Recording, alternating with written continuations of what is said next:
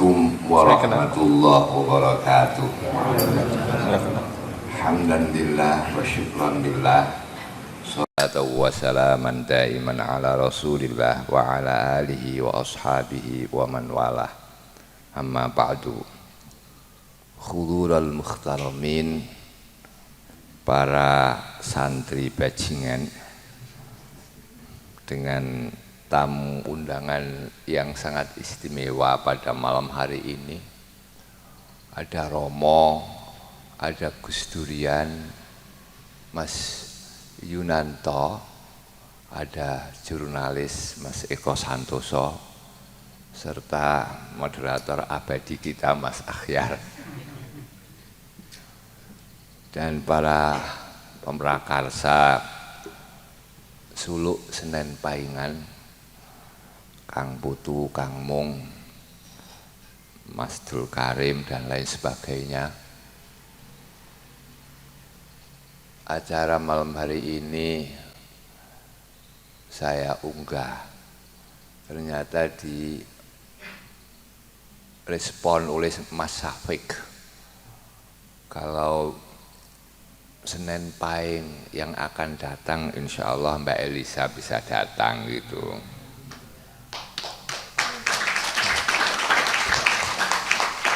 Nanti jangan keplok dulu. Tapi Mas Syafiq, malam Senen Pahing yang akan datang itu saya tidak di rumah. Wah, ya kasihan saya, Senen Pahing yang akan datangnya lagi saja gitu.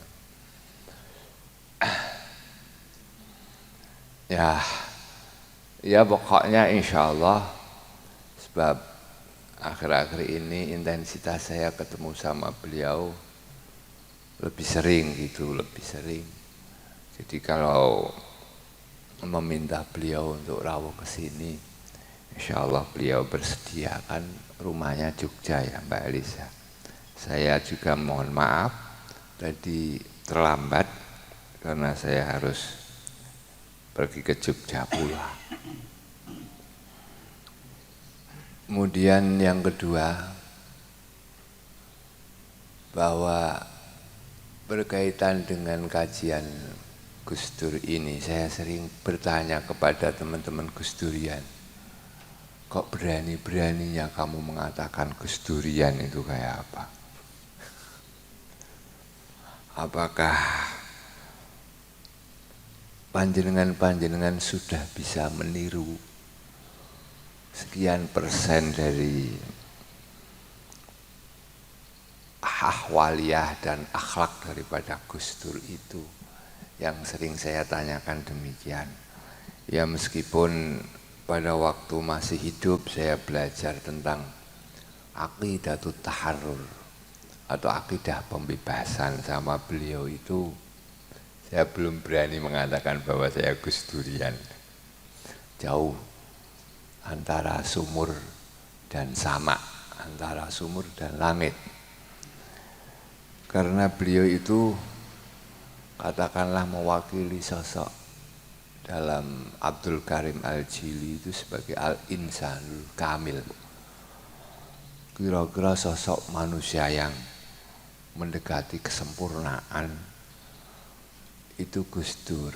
Dan yang pantas menjadi Gus Dur hanya Gus Dur saja, tidak yang lain. Yang pantas menjadi Gus Dur itu hanya Gus Dur saja. Ya memang Gus Dur hanya satu saja, ya Gus Dur itu.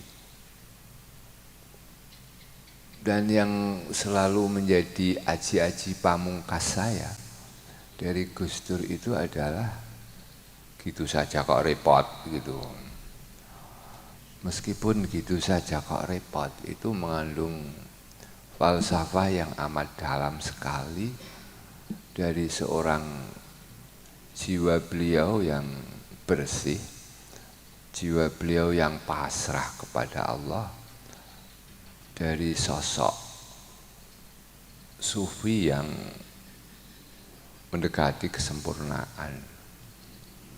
Sebab apa yang dibaca oleh beliau, apa yang dipelajari oleh beliau itu bukanlah teks-teks yang mati saja, tapi teks yang berjalan keberadaan dan realitas yang ada itu yang dibaca oleh beliau, dibantu dengan kaca bening hati beliau untuk melihat hakikat dari kejadian-kejadian yang ada. Arih nafsaka anit tadbir fama qama bi ghairuka la takum bihi anta li nafsik.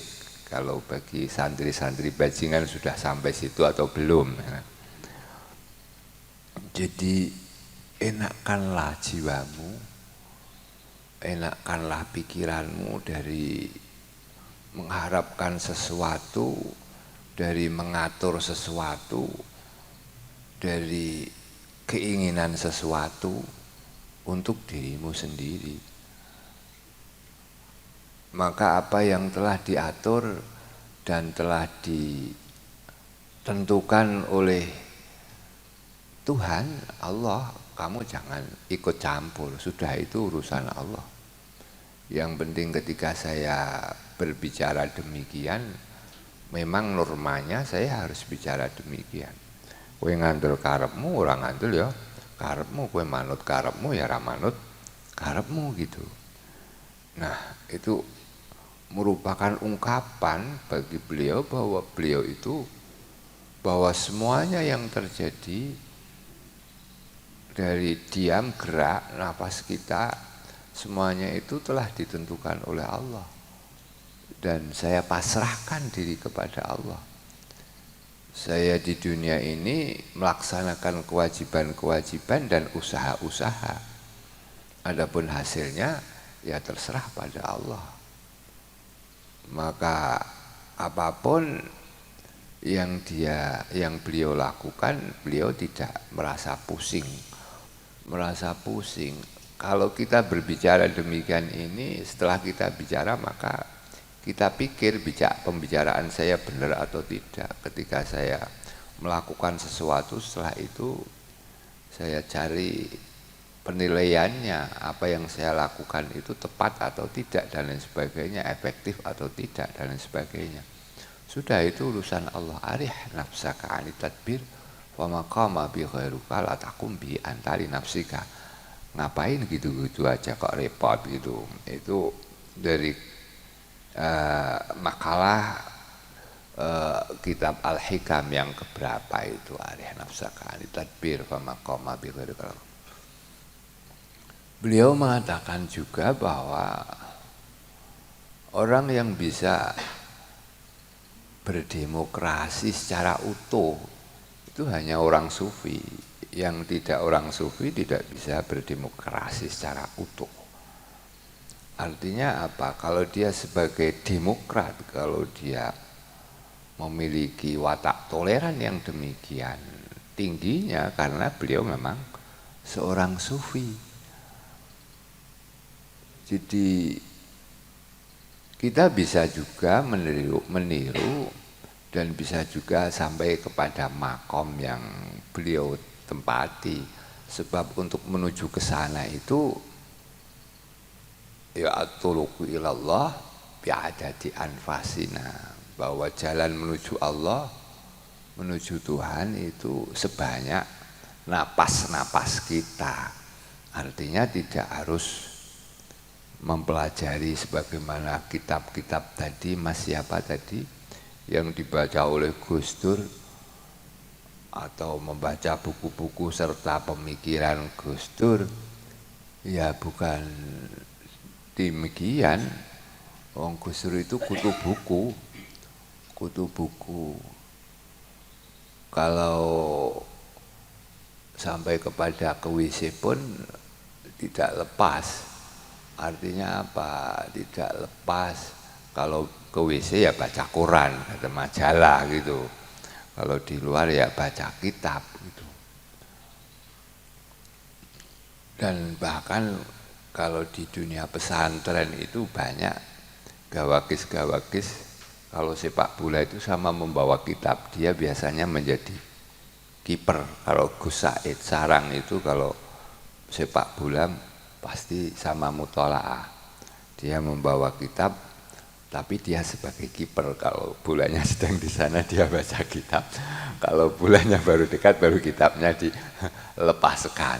Itu kutu buku semacam itulah. Apakah kita mungkin menjadi kutu buku? Tidak. Di dalam keilmuan apa itu tasawuf kita itu ada yang namanya ilmu mukasyafah. Ilmu mukasyafah itu ya ketika kita selalu berzikir kepada Allah Subhanahu wa Ta'ala, dan itu merupakan suatu kedikdayaan baik zahir maupun batin. Banyak ini kalau dari sisi mistisnya, orang yang akan membunuh Gus Dur itu dari Pak Harto sampai dukun.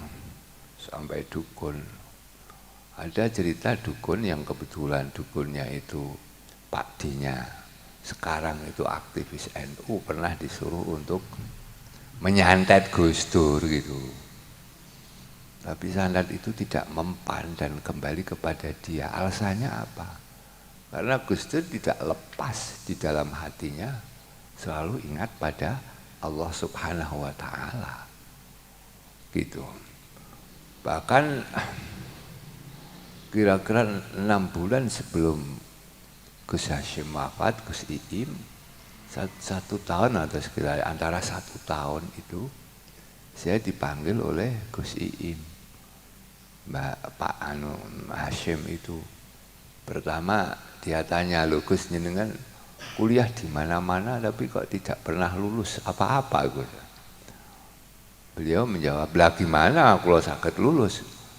Wong setiap Mas Dur datang dari Baghdad keluar negeri itu membawa kitab sekian ini dan makalah sekian ini.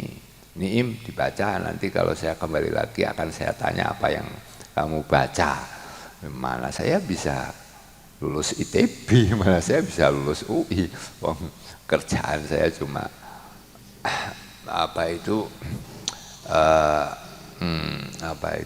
ngeladeni apa yang dibaca oleh Gus Dur. Itu kalau Anda ingin membaca apa yang dibaca oleh Gus Dur sudah tidak mungkin, apalagi sudah seusia-usia kita ini. Nah, bagaimana kita mewarisi Gus Dur? Ya lihatlah ahwaliyahnya, akhlaknya Gus Dur saja. Kalau kita tidak, itu lebih tepat daripada kita membaca pemikiran beliau.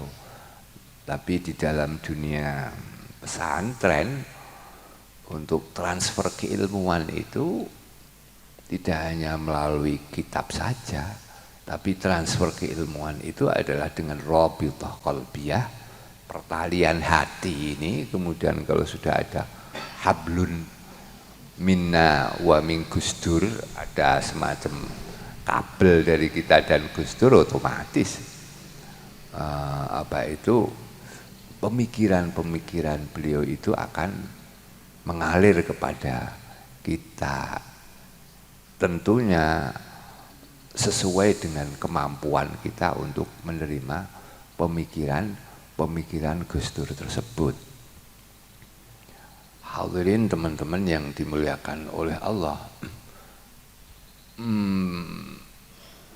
Nah, keberanian yang dimiliki oleh Gus Dur itu ya kadang-kadang gini. Wali itu ada 2. Satu wali yang bisa ditempuh dengan zikir dan tingkah laku kita, sholat kita, zikir kita, kemudian membersihkan hati kita. Ada wali yang sudah dicap dari sana, sebagaimana Ali Al-Khawas misalkan, kemudian An-Naqsyabandi, memang hatinya sudah ditok, nama Allah ada di dalam hatinya, dia tidak bisa berpaling. Tidak bisa berpaling dari Allah. Tapi kalau kita sulit untuk menuju kepada Allah, dan bisa kita bantu dengan zikir dan kebersihan hati kita. Nah, wali-wali yang diusahakan kayak kita ini paling jadinya adalah wali penggembira yang suka keplok-keplok gitu ya. Wali penggembira saja, wali penggembira saja. Wali-wali yang sudah sebagaimana ya ini ada contoh Gusmi dan lain sebagainya itu adalah wali yang sudah memang dicetak ke sana, yang memang dia tidak bisa berpaling dari Allah. Warak didudui duit sak tumpuk, arek didudui jabatan, arek didudui cewek yang cantik, ya hatinya tidak bisa berpaling dari Allah. Nah, kalau kita kan harus dengan mujahadah. Nah, wali-wali yang barangkali nanti kalau panjenengan jadi wali, Pak Karim kalau panjenengan jadi wali, kelasnya tetap wali penggembira itu. Nah, zahiran wa batinan, bahkan kalau fakta terakhir ini Pak Luhut itu termasuk yang ditugasi oleh Pak Harto untuk membunuh Gus Dur. Gitu. Jadi ketika dia bertemu Gus Dur, masa orang yang gini kok membahayakan itu apa toh? Pak Harto itu gitu. Ya kayak siapa? Kayak persangkaan dari Kang Putu tadi. Ya. Tapi makin lama dia mulai tertarik dengan Gus Dur, dan dia bilang sama bosnya pada waktu itu Pak Beni Murdani, ini gimana ini, saya disuruh mengeksekusi oleh Jenderal Beni, bilang sudahlah, bilang aja dicari sulit ketemu gitu aja kalau nanti ditanya. Dan memang iya, Pak Murdani yang notabene non muslim itu, yang notabene non muslim itu, kalau menurut cerita Gus Iim 3 kali menyelamatkan Gus Dur. Jadi ketika Pak Harto memerintahkan pasukan untuk menghabisi Gus Dur, ya tentunya Pak Beni tahu. Kemudian Pak Beni telepon kepada Gus Iim, kepada Gus Dur untuk segera lari. Itu sudah 3 kali. Sudah 3 kali. Jadi kalau urat takutnya memang sudah putus, sudah tidak punya takut lagi, ya karena beliau sudah percaya bahwa mati hidup itu adalah di tangan Allah. Seberapapun pasukan yang mengepung saya, kalau saya tidak dikehendaki mati, ya tidak mati gitu. Apalagi kalau panjenengan contoh lah wis, nah jenengan naik kendaraan, kalau beberapa gus-gus yang tertentu itu untuk menguji nyali diri, bagaimana kepasrahannya kepada Allah, nyupir dengan mata diceto gitu. Panjenengan berani enggak? Ya, berani enggak? Berani lah. Karena apa? Karena memang kepercayaannya dan kepasrahannya kepada Allah Subhanahu wa ta'ala. Dan semuanya yang dilakukan oleh Gus Dur itu ada pada koridor hukum fikih. Ini saya pernah pada waktu Munas di NTB pertama kali itu, Munas di NTB, saya yang bersama Ki Wahid Zuhdi. Ki Wahid Zuhdi itu orang yang terkenal tahu sakjroning winara. Saya pernah pada waktu bencana di Yogyakarta itu, saya tidur di rumah. Subuh saya ditelepon, pertama kali itu ada telepon HP, saya ditelepon, Gus, udah bangun belum? Wes tangi durung. Durung Gus, kurung tangi aku. Pokoknya saya tangi. Anak-anakmu jak metu, padahal anakku pada waktu itu masih telu. Nah ini ya, podoku karo Gus Dur niki Romo Budi. Anaknya Gus Dur wedok kabeh, anakku ya wedok kabeh.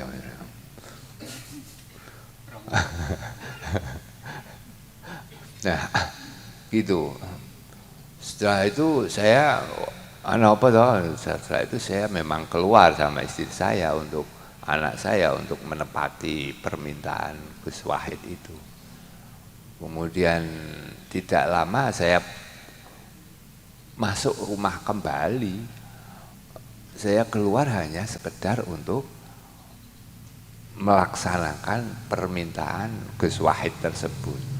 Nah, kemudian setelah beberapa menit, lantas gerakannya kan getarannya sampai Semarang gitu. Semarang. Nah, oh gini toh. Ini tadi Gus Wahid suruh saya bilang untuk keluar dari rumah saya ini karena ada gempa, dia khawatir saya keberkahan rumah saya gitu. Gitu. Terus sampai jam berapa dia telepon saya lagi. Ada apa di Semarang? Di Jogja ada apa? Ya enggak tahu saya, mungkin gerakan-gerakan atau gempa bumi ya. Jenengan itu mau pamer kesentikan sama saya toh gitu kan, saya cuma gitu. Nah, beliau itu ketika Munas NTB yang pertama tahun 9 berapa itu, masih Pak Harto pada waktu itu, dia untuk di bis kami menyetel ceramahnya Gus Dur itu dilarang. Dia bilang dia sudah keluar dari ajaran-ajaran Islam dan lain sebagainya. Itu Gus Wahid. Tapi setelah beliau itu, Gus Wahidnya itu baiat di tempatnya Mbah Jalil. Baiat di tempatnya Mbah Jalil. Itu apapun yang dikatakan Gus Dur dilegislasi bahwa ini sudah sesuai dengan hukum-hukum fikih dan hukum-hukum syariat Islam gitu. Nah, ini artinya apa? Artinya bahwa beliau di dalam melaksanakan sesuatu itu sudah demikian otomatis dituntun oleh hati nuraninya yang taslim, yang sudah pasrah kepada Allah, sehingga kalau akan melaksanakan sesuatu tidak seperti kami harus dibahtul masailkan ini haram atau tidak, halal. Kalau haram kamu tidak perlu membayar, kalau kamu minta fatwa halal ya berani berapa kamu kan gitu kalau sekarang ini.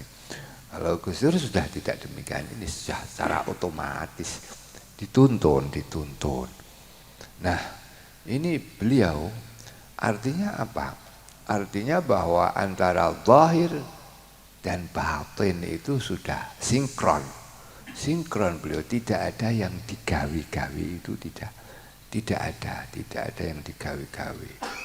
Sebagaimana ketika kami menerima pelajaran pertama tentang aqidatul taharrur, bahwa agama ini membebaskan, bukan agama itu mengungkung, tapi agama ini justru membebaskan, bahwa tauhid itu adalah pembebasan diri kita dari segala belenggu-belenggu dan perbudakan yang sifatnya material kan demikian.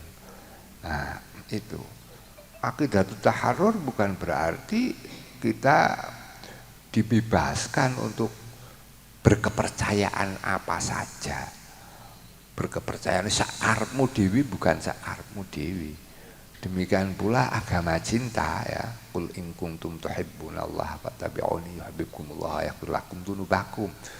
Agama cintanya Ibnul Arabi itu adalah agama cinta itu berdasarkan dari pertama kali adalah cinta kepada Allah sang pencipta Al-Khaliq itu. Bukan agama cinta pokoknya ada rasa cinta di dalam hati kita, bukan. Tapi dasarnya adalah kecintaan kita kepada sang Khaliq itu.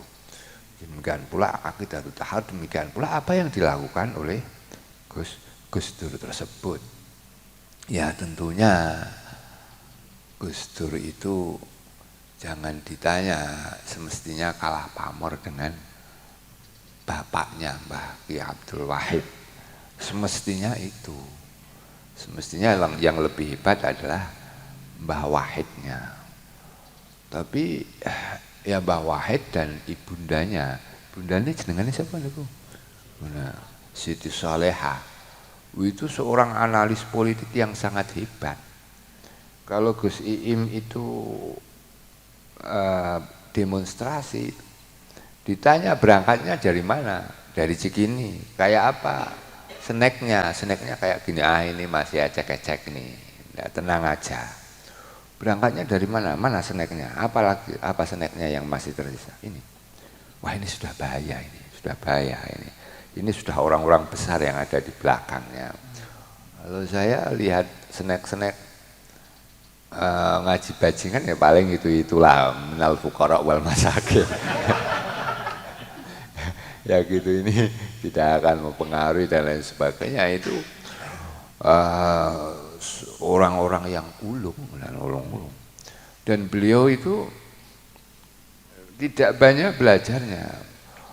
Gus Iim itu bilang demikian. Wah, kula sak menika ilang ilmuku siji. Napa Gus ilang? Ilmu Jawa. Saya itu pendamping saya itu dukun PKI, dukun wali, dukun semuanya itu. Nah, kok sakit ilang pripun, Gus? Lah niku nalikane untuk kula lara niku kula copotke. Jebuliten untuk kula niku enten Rajah Majapahit ingkang mboten kantenan.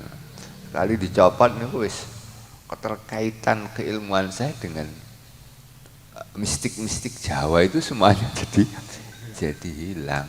Entah lha sing nulis apa iku, sing nulis mistik-mistik ning kono ku ya sapa, masa ning jero untuk bam ditulisi mistik-mistik dan lain sebagainya. Itu saya dengar sendiri dari beliau itu. Saya dengar sendiri dari beliau bercerita di rumahnya yang depannya itu merupakan bak sampah dan ketika masuk itu langsung ditutup krep dan lain sebagainya. Nah itu beliau ya. Jadi di samping itu ketika kita ingin mengenal Gus Dur ya, kenallah orang dekat-dekatnya. Tapi ya kadang-kadang saat sekarang ini menjadi ironis. Ketika Gus Dur itu kekuasaannya 3 tahun sampai 5 tahun, kira-kira Gus-Gus itu udah rusak apa ya? Udah rusak. Aku ya melu rusak kira-kira. Wong saya itu kalau naik mobil itu tahu sarungan picisan, apalagi STNK-nya itu mobil PWNU Jawa Tengah itu polisi tidak berani apa-apa kok. Itu pula rusak di istana kami cuma membawa sandal jepit dan lain sebagainya. Ini bagaimana nanti protokoler kan akan menjadi hilang. Nah, ya di istana kayak itu ya ada Satria Baja Hitam ya Pak itu. Satria Baja Hitam itu garwani Mbak Retno itu loh siapa? Mbak Ratih. Nah macam-macam, jadi ya memang negara memang perlu ada protokoler kan, protokoler. Nah berapa yang mengatasnamakan diri Gus Dur untuk meraih kepentingan pribadinya, ya termasuk banyak gus-gus dan banyak kiai-kiai. Maka alhamdulillah Gus Dur hanya 2 tahun saja, kalau lebih dari 2 tahun. Tapi warisan 2 tahun dari Gus Dur ini tidak bisa dicapai oleh Pak Bambang yang 10 tahun atau Megawati yang 3 tahun, dan bahkan pencapaiannya itu tidak diperoleh oleh Pak Jokowi yang pada masa ini. Siapa yang berani memisahkan dwi fungsi ABRI? Ya siapa yang berani? Jelas tidak ada kecuali beliau dan sebagainya. Nah itulah, semoga kita bisa meneladani beliau meskipun dari sedikit.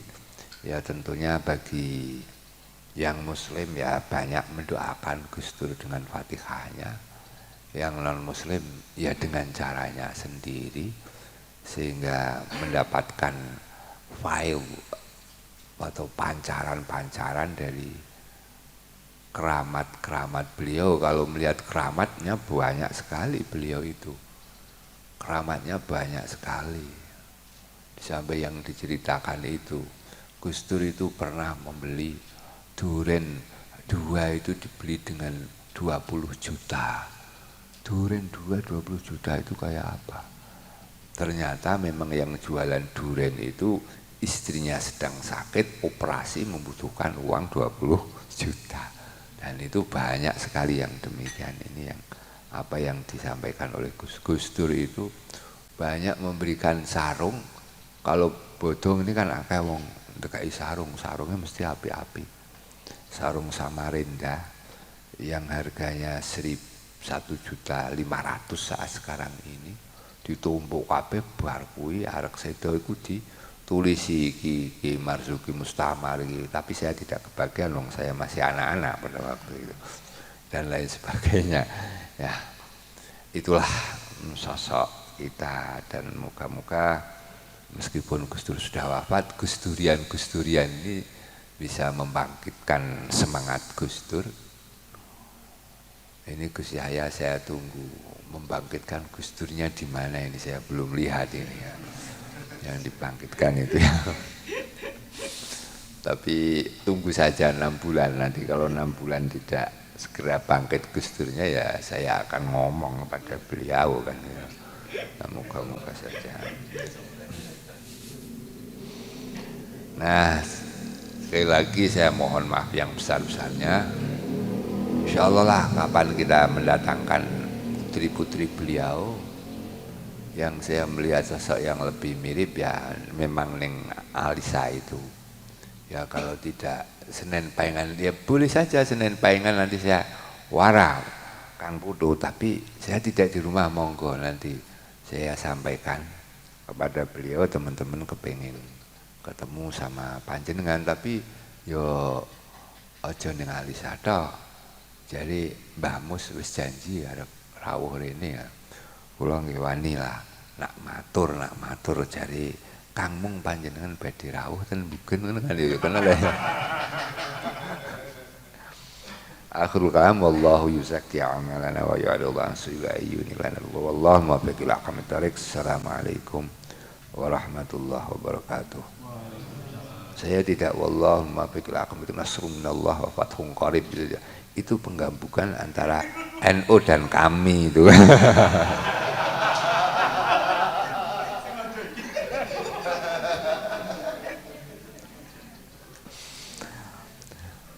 Alhamdulillah, ya Allah segala puji bagimu ya Allah. Puji dengan puji yang sepantas-pantasnya untuk Engkau ya Allah ya Rabbi. Ya Rabbana lakal hamdu kama yanbaghi li jalali wajhika wa 'azimi sultanik. Allahumma shalli wa sallim ala sayyidina Muhammad. Moga Engkau selalu melimpahkan rahmat dan keselamatan pada Nabiullah Muhammad dan kepada nabi-nabi yang lain ya Allah ya Rabbi. Nabi sebagai penyambung antara kami hamba-hambamu dengan Engkau ya Allah, yang telah memperkenalkan kami kepada Engkau ya Allah. Allahumma ya Allah, ighfir lana dzunubana, moga Engkau mengampuni segala dosa-dosa kami, mengampuni getaran-getaran hati kami yang buruk ya Allah, dan pemikiran-pemikiran kami yang menuruti hawa nafsu kami ya Allah. Ampunilah juga perbuatan-perbuatan kami yang tidak sesuai dengan norma-norma yang telah Engkau tentukan wahai Allah ya Tuhan kami. Allahu ya Allah, salim hadil ummah, semoga Engkau menyelamatkan umat ini ya Allah dari segala mara bahaya. Semoga Engkau menghilangkan kepedihan-kepedihan umat ini ya Allah. Semoga Engkau menyatukan dan melulutkan hati-hati mereka dengan mereka, di antara mereka ya Allah. Dan semoga Engkau menjauhkan permusuhan serta saling membenci di antara umat-umat-Mu ya Allah, yang terutama berada di negeri Nusantara ini ya Allah ya Rabbi. Bijahi Sayyidina wa Maulana Muhammad wa bijahi jami'il anbiya, atas nama keagungan pangkat yang Engkau berikan kepada Nabiullah Muhammad dan kepada nabi-nabi yang lain, juga kepada para ulama-ulama dan wali-wali kekasih-Mu ya Allah ya Rabbi. Rabbana atina min ladunka rahmah ya Allah. Selalu limpahkan rahmat kasih sayang-Mu kepada kami ya Allah. Wahayyi lana min amrina rasyada, dan selalu mungkinkanlah hati kami untuk menerima petunjuk-petunjuk-Mu ya Allah. Dan jadikanlah orang-orang yang takwa kepada Engkau ya Allah sebagai panutan-panutan kami. Dan jadikanlah kami orang-orang yang takwa kepada Engkau ya Allah, sehingga kami bisa menjadi panutan-panutan dan contoh tauladan ya Allah. Rabbana atina fid dunya hasanah fil akhirati hasanah wa qina adzabannar. Sallallahu ala sayyidina Muhammadin nabiyil ummi wa ala alihi washabbihi wa baraka sallam. Alhamdulillahirabbil alamin. Al-Fatihah. Billahi minasyaitonir rajim. Bismillahirrahmanirrahim.